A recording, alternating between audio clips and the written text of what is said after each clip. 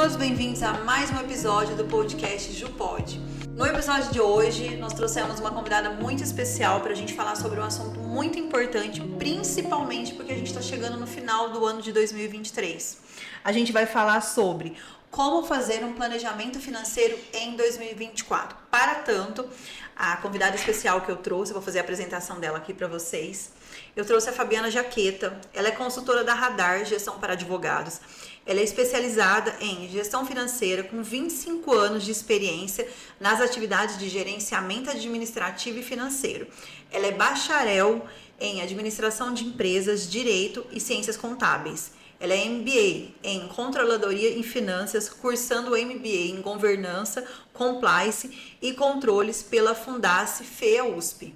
Muito obrigada, Fabi, quero agradecer essa presença aqui com a gente.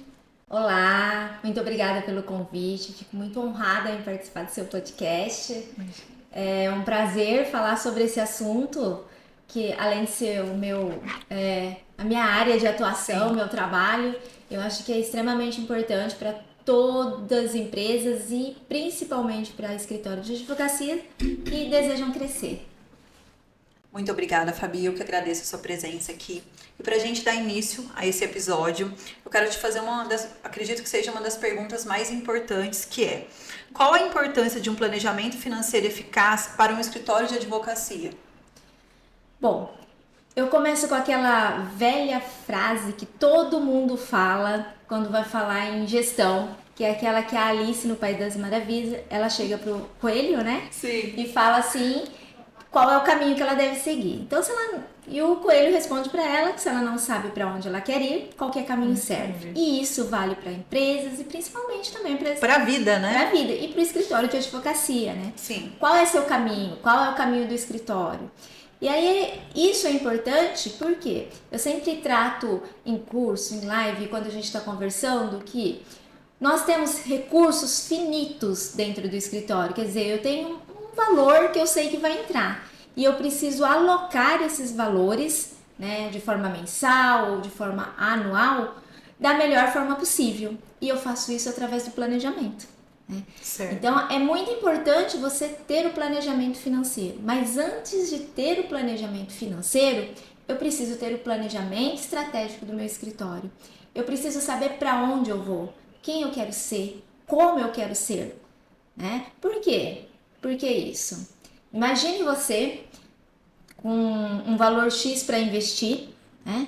Você pode ter dois caminhos, você pode querer ampliar o seu escritório em número de clientes, ampliar em outras áreas. Sim. Ou você pode querer fazer um reajuste dentro do seu escritório, fazer uma organização interna. E qual o caminho que você vai seguir vai definir quais tipos de despesas você vai ter. Se eu estou falando em investimento em novos clientes, provavelmente eu vou viajar mais, eu vou participar de eventos. Networking. Vou investir em marketing. Tráfego. Agora, se eu falo que eu preciso me reorganizar de forma interna, né? Vou aumentar a equipe. Ou cortar até mesmo, né? Ou então assim,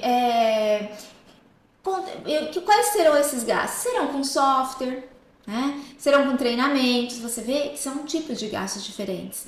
Então, antes de falar em planejamento financeiro, eu preciso saber qual é o meu planejamento estratégico. A gente fala muito assim que em administração, a gente fala muito em missão, visão e valores. Né? E parece uma coisa muito abstrata, mas é extremamente importante, principalmente aí a nossa visão, onde eu quero estar, porque isso vai definir o tipo de planejamento que eu vou fazer. Então é importante para isso, né? Para te dar um norte, te dar um caminho, um direcionamento. Você precisa ter esse caminho para investir da melhor forma possível. Então o planejamento, seja estratégico ou financeiro, né? Porque o planejamento financeiro ele vem do planejamento estratégico. Eu falo que é um divisor de águas entre o seu crescimento ou não. E por que entre o crescimento ou não? Porque você imagina assim, você ficar alegre e falar, hoje eu vou investir num software, mas você não analisou esse software.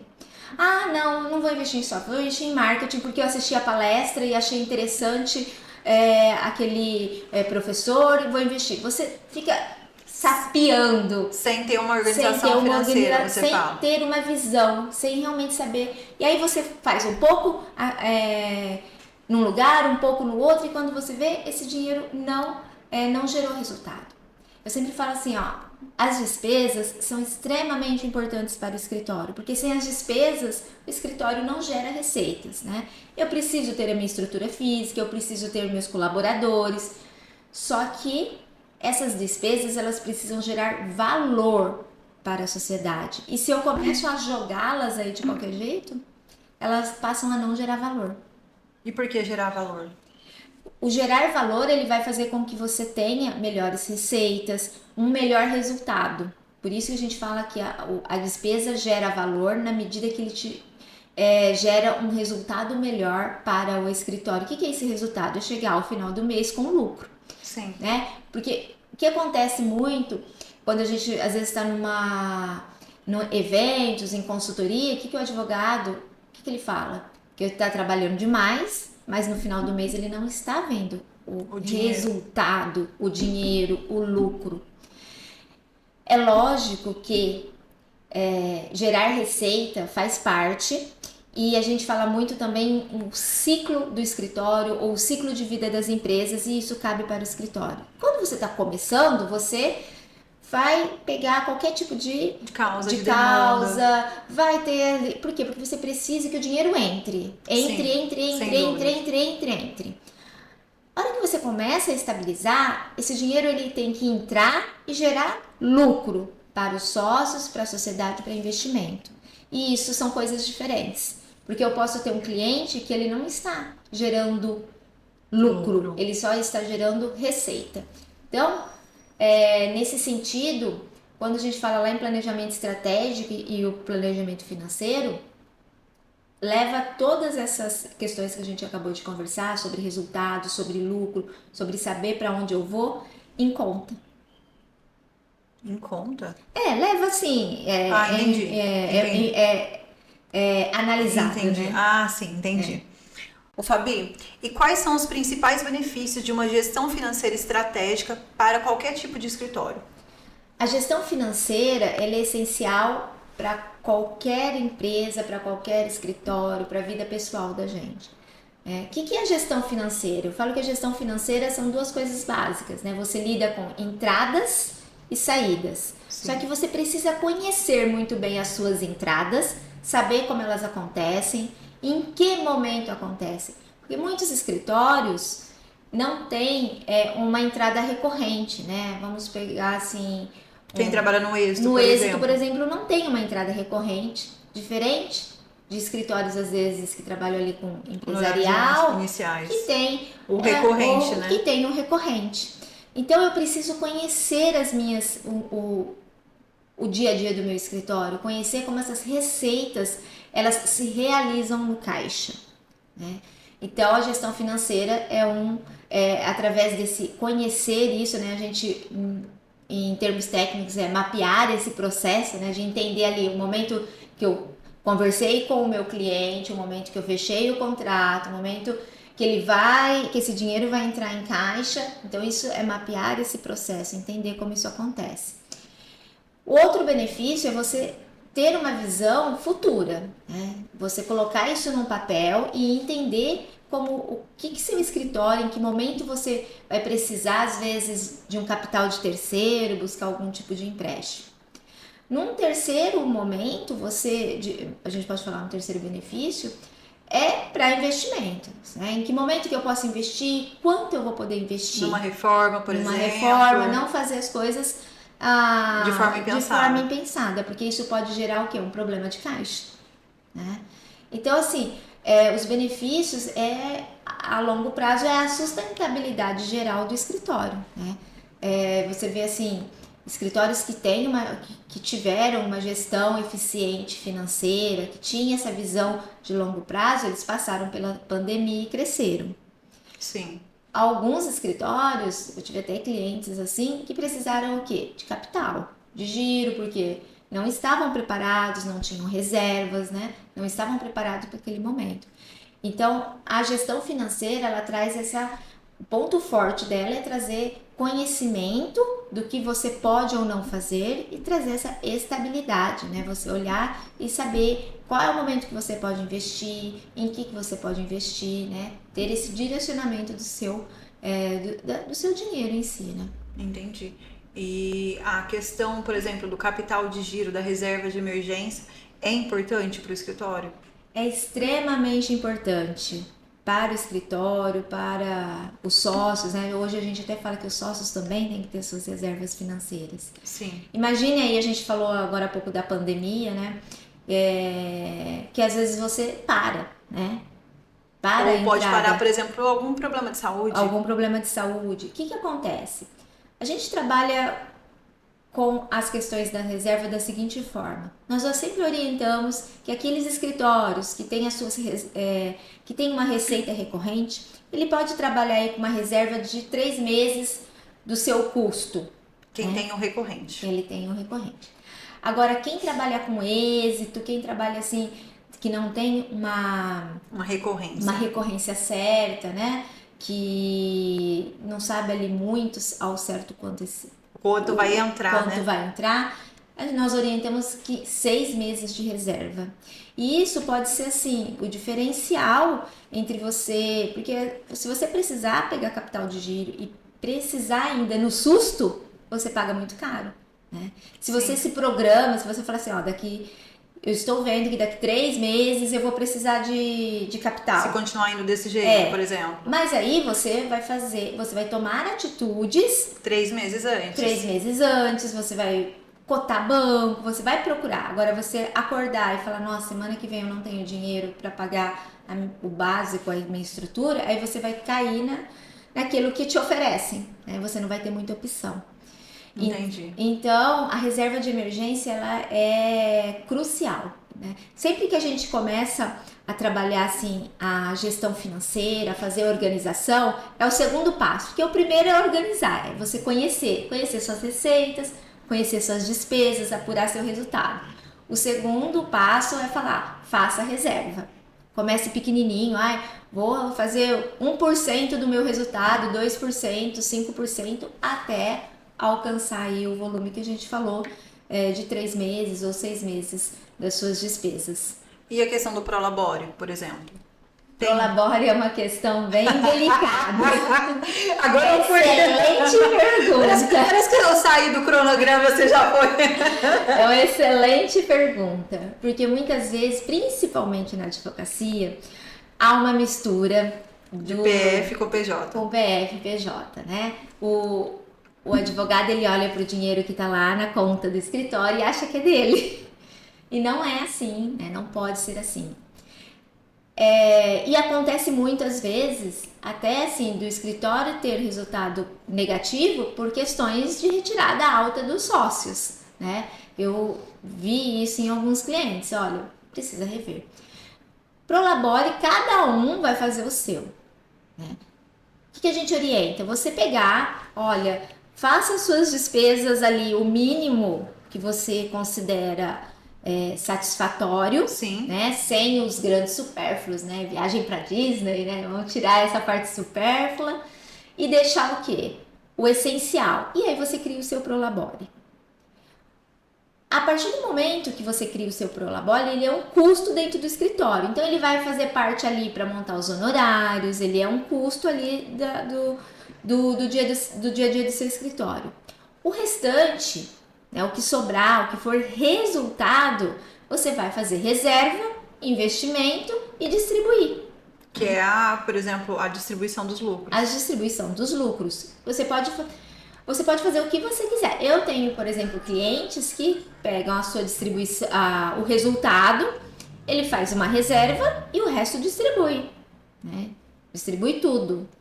Tenho escritórios que eles pegam ali o resultado, fazem a reserva para o escritório e eles fazem uma reserva até, chama reserva de sócios mesmo, para que se um dia o escritório tiver prejuízo, eles utilizarem aquela reserva e não ir do escritório para retirada deles, entendeu? Então, assim... E além da reserva de emergência. Então. Porque a reserva de emergência, ela tá voltada ali mais pro dia a dia do escritório. E esses clientes, eles implementaram, como eles trabalham assim, eles não têm um Prolabore fixo, eles só tiram com base no resultado. Então, se o escritório não teve um resultado positivo, o sócio não ganha nada. Então, ele vai nessa reserva que eles criaram e pega ali um mínimo para aquele mês, né? Ele faz um empréstimo entre eles, um empréstimo interno. Sim, então, é muito importante, mesmo que é um escritório eu sozinho, né? Que tenha essa questão do Prolabore, que divida, que tenha essa noção do que são os custos do escritório, o que é o Prolabore e o que fica de resultado, né? Começar a fazer investimento e começar a fazer aí distribuição de lucro e Entendi. não tirar o que tem saldo no banco. Entendi. Né? Porque o saldo no banco pode, na semana seguinte, você precisar do que estava lá. Sim, com certeza. Ô, Fabi, e quais são os elementos chaves ao criar um planejamento financeiro específico para o escritório de advocacia? Quando a gente fala em elementos chaves, né, assim, o que eu preciso para fazer um planejamento financeiro? É essa a questão, né? Primeiro nós precisamos de um planejamento estratégico, porque através do planejamento estratégico eu vou definir qual o caminho. A hora que eu tenho o meu caminho, o que eu vou olhar para o meu escritório? Nós trabalhamos dentro do departamento financeiro com um plano de contas. O que é plano de contas? É organizar todos os seus gastos. Você tem lá gastos com a equipe jurídica, impostos, gastos com marketing, gastos com computador, gastos com TI. Você vai organizar essas informações para que você possa vê-las, visualizar e visualizar assim, qual é a estrutura do seu escritório hoje e quanto ela custa. Quais são as minhas despesas de marketing? Qual é o custo que eu tenho com impostos sobre a minha prestação de serviço? Você vai olhar todas as contas num grande grupo. Essa é a função do plano de contas, fazer essa organização. Sim. A partir do momento que você tem essa organização, se você já vem trabalhando essas questões, o que você vai ter? 1, 2, 3 anos aí, olhar. Para você ter como histórico. Você vai olhar o seu histórico e com base no seu planejamento, você vai colocar esses valores para o ano de 2024. Se nós estamos fazendo aqui um planejamento de um escritório que pretende, por exemplo, fazer uma reorganização interna. Então, o que ele vai gastar? Eu vou mudar o meu software. Eu pretendo ir para um software, ele é mais caro, então eu vou lá na minha conta de TI e vou aumentar o valor dessa conta de TI. Vou contratar uma consultoria, vou aumentar a minha conta de consultoria. Preciso pintar ou preciso mudar a estrutura, vou lá e vou aumentar esses valores e vou projetar isso para um ano. Então, essa é o segundo passo, né? O terceiro passo é, a partir do momento que eu tenho isso planilhado, né, seja no sistema, numa planilha de Excel, é olhar se as minhas receitas vão comportar isso aqui, né? O que eu estou planejando gastar é o que eu vou conseguir, né, através das minhas receitas, né, qual que é também aí, como que eu vou trabalhar os meus clientes, como eu vou trabalhar essa entrada de dinheiro. E aí você vai ter o resultado lá na última linha, né, desse demonstrativo, que a gente está falando em receita, despesa e resultado. Então, é esse ponto. O quarto ponto é você começar a criar cenários. O primeiro cenário é, ok, tudo que eu planejei vai dar certo. Beleza. O segundo cenário é você pensar em algo ruim. Eu vou perder um cliente, as minhas despesas podem ser maiores, eu tenho uma dívida que eu estou renegociando e provavelmente eu não vou conseguir tirar os juros, então ela vai vir maior. Então eu vou criar um cenário que não seja tão favorável ao escritório, né? E olhar para como isso fica lá no meu resultado. Certo. E também vou criar um cenário um pouco mais positivo. meio a meio, por exemplo, 50% e 50%. Pode ser. Por exemplo, pode ser assim, ó, nós fizemos um planejamento para um cliente que ele fechou uma construtora e incorporadora. Então, criamos o cenário que ele fechou, ele precisou investir em pessoas, ele precisou investir em equipe, em computadores, montar a sala. Então, o cenário ideal é a construtora pagando ele mensalmente durante 2024 e ele pagando os custos de todo mundo, deu um resultado A. Um cenário ruim é a construtora romper o contrato. O que ele faz com as pessoas que ele contratou? Vai ter que fazer um acerto. Isso. O que ele vai fazer com a sala? Ele consegue realocar? Aí dentro dessa análise ele falou assim, olha, metade da equipe eu não consigo aproveitar de forma nenhuma, uma metade eu consigo. Então o que a gente criou no cenário, vamos dizer no cenário B, que não era muito favorável? Uma reserva. Sim. Para que se a construtora rompesse o contrato, ele ia ter que dispensar uma metade da equipe. Então nós criamos reserva para isso. Beleza? E o cenário positivo é haver um número maior de processos e ele precisar contratar mais gente. Cabe no espaço que eles estão? Cabe, não preciso aumentar, não preciso modificar nada do meu espaço.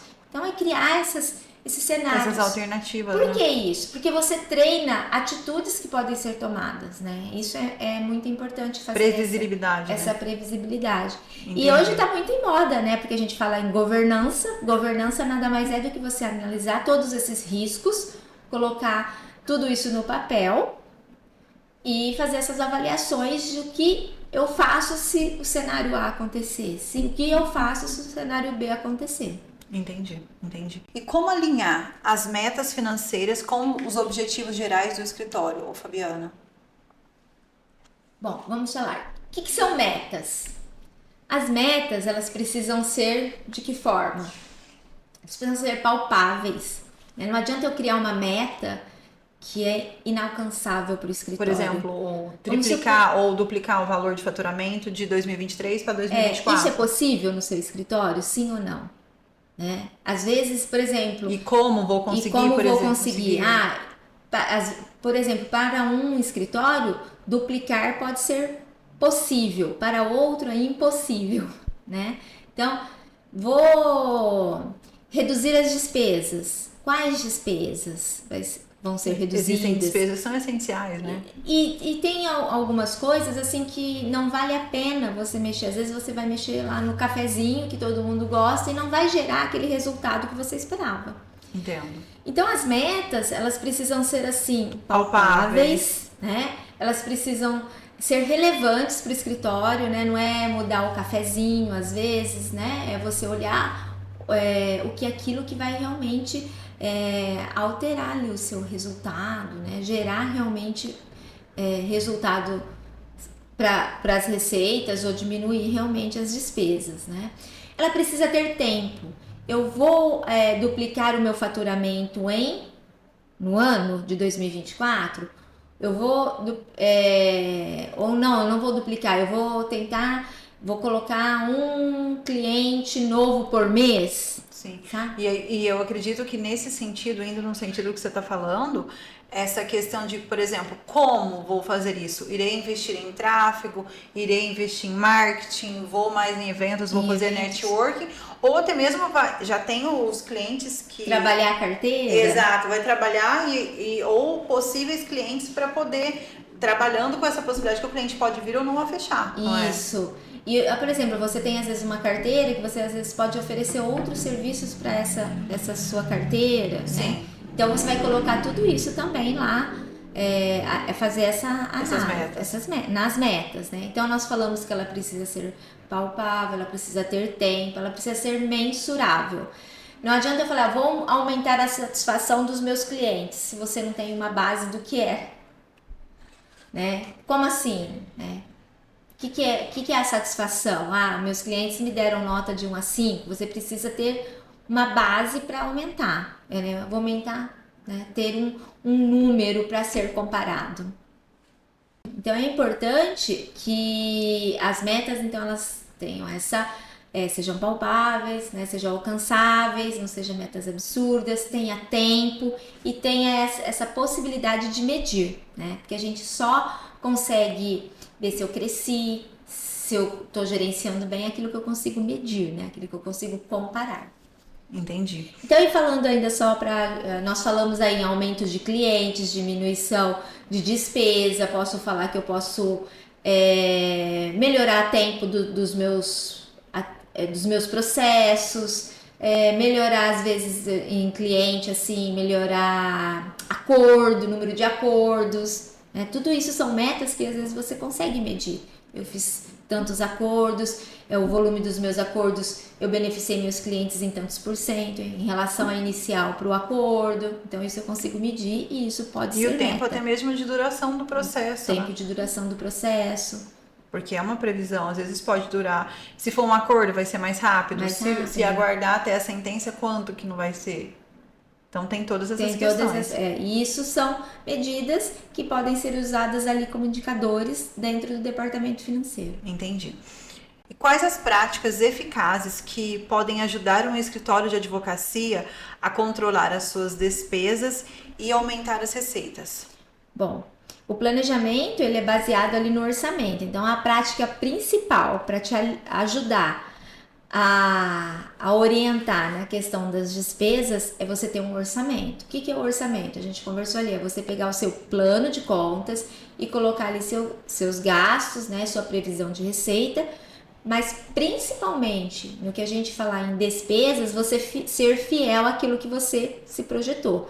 Se eu não estimei dentro do meu projeto que eu vou trocar o mobiliário, não é porque eu vi um mobiliário bonito, eu vou lá e vou querer trocar. Eu tenho que ser fiel ao meu orçamento.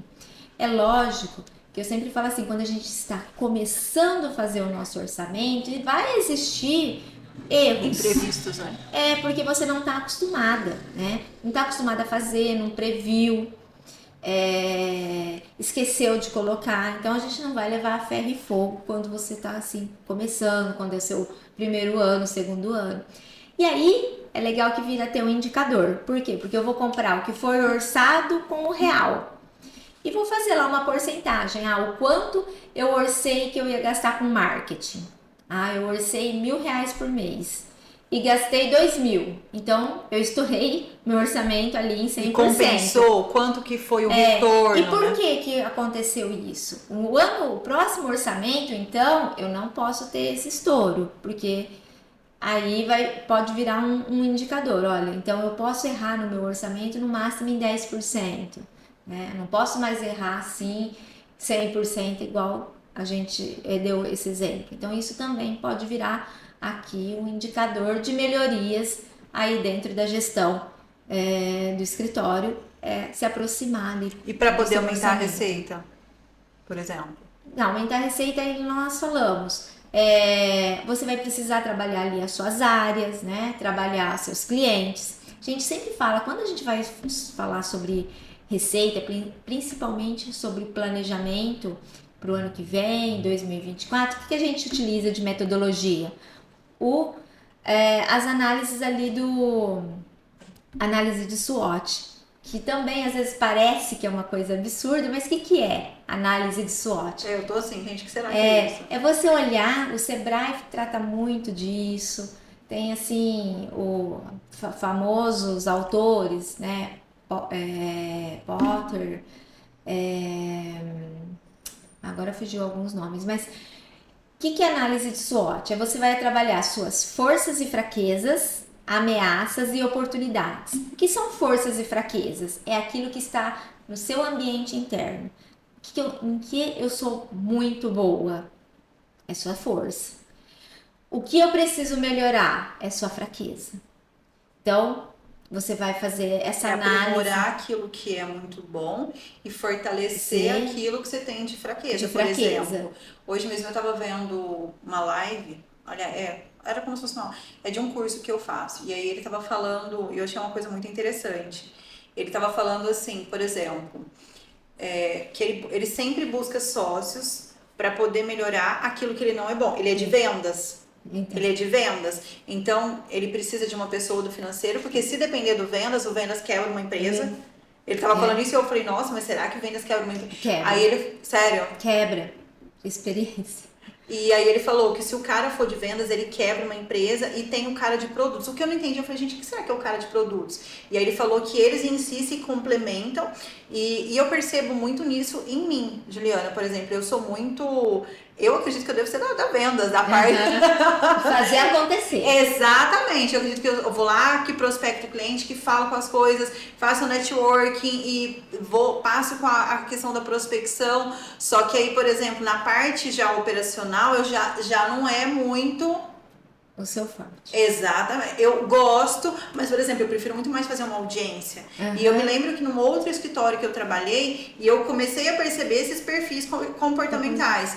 Porque a pessoa, uma era extrovertida, e era quem atendia os clientes, quem fazia as audiências, quem resolvia a maioria dessas questões. E aí tinha a outra pessoa que era do operacional. E a pessoa que era do operacional, pra você ter uma ideia, ele não gostava nem de ir no banco. E eu falei assim, nossa, e aí eu comecei, e aí eu achei muito interessante, ele falou, você aprimora aquilo que você é bom. Então, no que eu sou boa? Então, é o que eu preciso aprimorar. E aí, parar de focar naquilo que realmente já não é muito a minha... E não é questão de não ser sua praia, é que você não se identifica tanto. Isso. E dá, né, Fabi, pra ser advogado, por exemplo, você continua sendo advogado que gere, você continua sendo um advogado que prospecta, só que você está aprimorando, você está focando, você não vai deixar de ser um advogado porque você não é tão focado no operacional. Sim. E o escritório, ele precisa do captador e ele precisa do operacional, aquele que vai sentar e fazer as coisas acontecerem. Sim. Porque imagina você lá captando um monte de cliente e ninguém propondo ação, ninguém fazendo a distribuição, ninguém... Sim, aí vai atrasar a distribuição, vai propor, vai ter um problema com prazo. E por que você falou que o vendas quebra, realmente quebra? Quebra. Porque assim,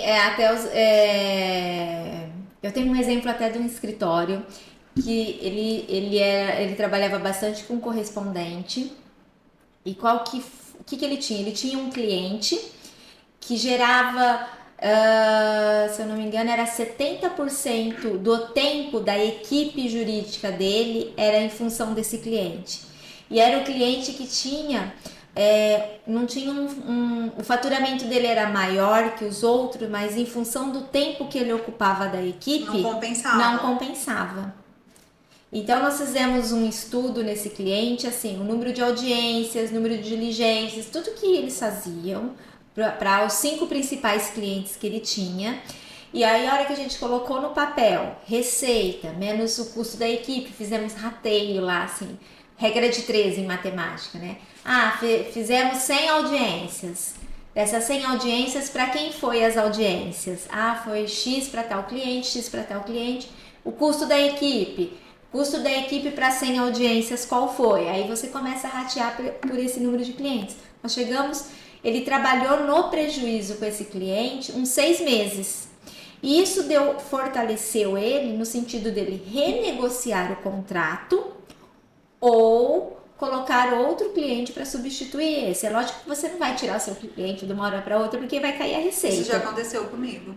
Tinha uma pessoa que eu prestava serviço, que era serviço fixo, e aí quando eu comecei a perceber que a gente estava focando muito nisso, que o valor, apesar de ser um valor fixo, às vezes exatamente. Aí, apesar de ser um valor fixo, que tinha essas questões, a gente tinha uma alta demanda. E aí eu lembro que eu cheguei e falei assim, existe a possibilidade da gente renegociar?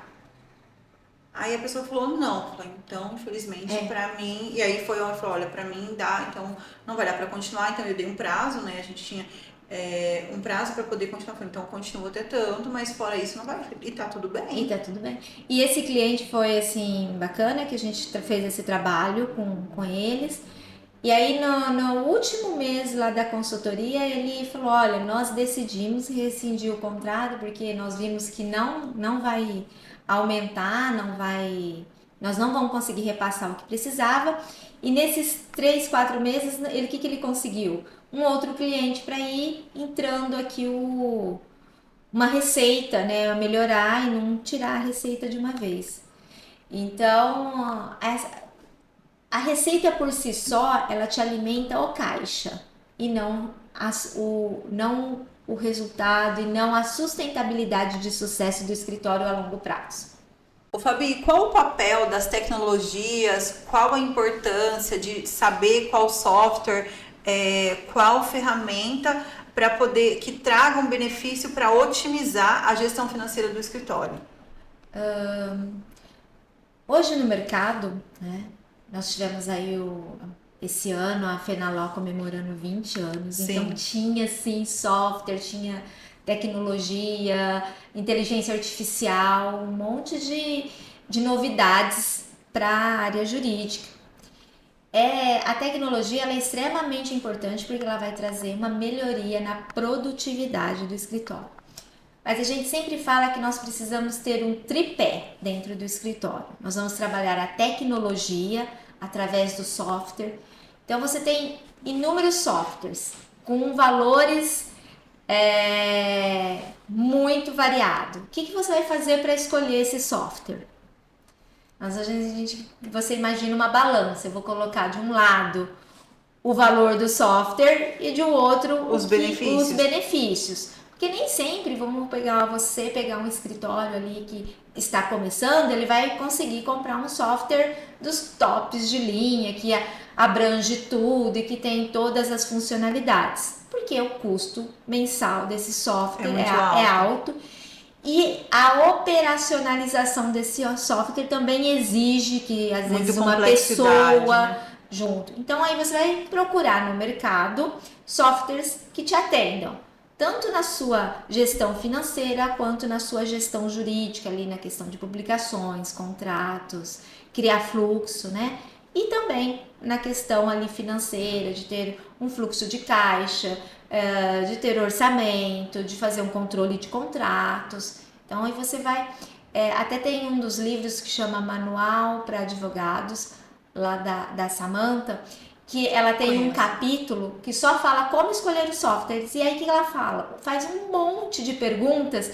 E eu sempre falo, aí você vai respondendo sim ou não, para fazer essa balança. Sim. Né? Conseguir o máximo de benefícios do software com um valor que seja acessível para o seu escritório.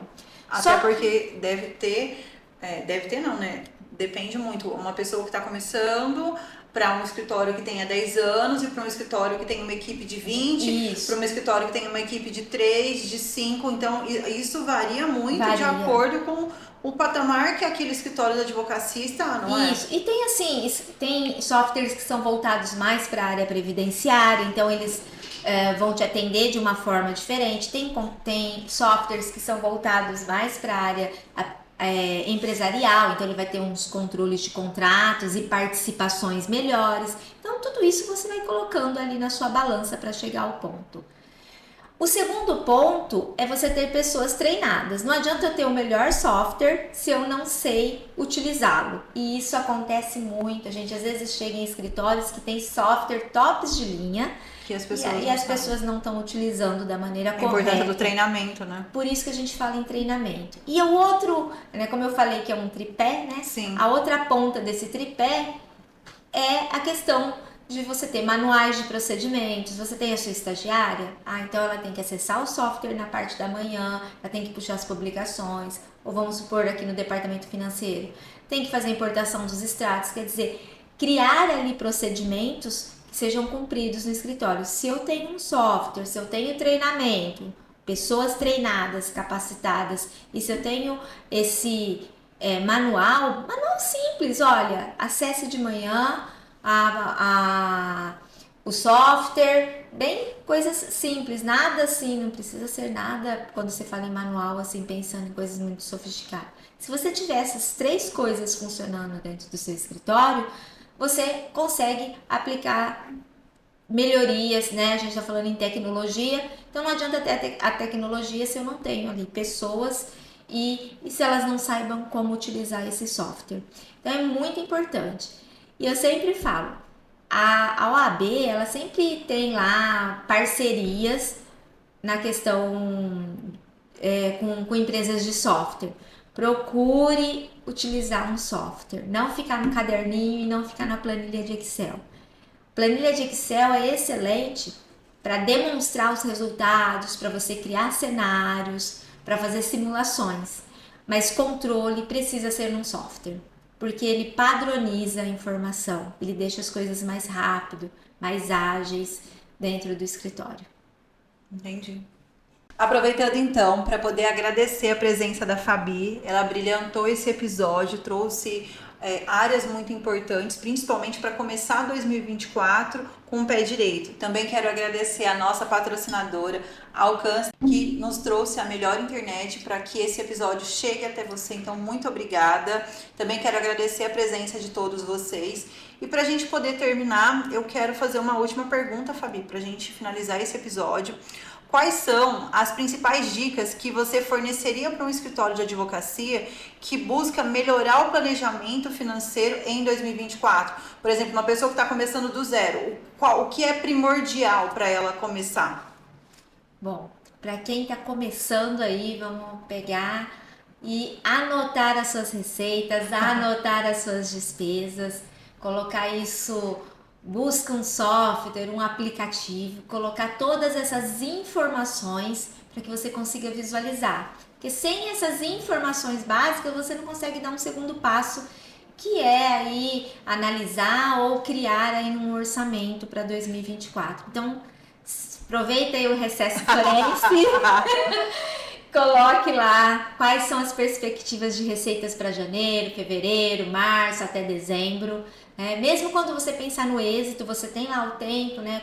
O que eu pretendo receber e o quando eu pretendo receber, fazer essa projeção, pegar suas despesas, né? A energia, internet, o marketing, e projetar, colocar lá de janeiro a dezembro isso e olhar o resultado que você vai ter. E aí, olhando aquele resultado, você não tirar mais do que você pode. Começar ali, criar o seu Prolabore ali e começar a fazer uma reserva. Isso tipo assim, para poder criar o Prolabore é o primordial. O primordial. Porque aí você entender quais são as minhas receitas, né? Quanto que eu vou receber em 2024 ali, mês a mês, qual é a minha previsão? E colocar as despesas sempre eu acho que é mais fácil você projetar, porque você tem ali os gastos mensais do seu escritório, né? E aí faz lá, receita menos despesa e vou ver lá o resultado. E aí aquele resultado, você tá tirando a mais ou tá tirando aquilo? O que você tá fazendo com o seu resultado? Para você não ser uma fonte de despesa e de empréstimo para o seu escritório, né? Certo. Pessoal, foi uma honra estar aqui com vocês em mais um episódio. Eu quero agradecer a presença da Fabi mais uma vez. Muitíssimo obrigada. Muitíssimo obrigada pela presença e pela audiência de vocês. Não se esqueçam de seguir no Instagram o nosso arroba, que é jupod.cast. Não se esqueçam de inscrever no canal do Spotify e também no nosso canal do YouTube. Até o próximo episódio. Muito obrigada.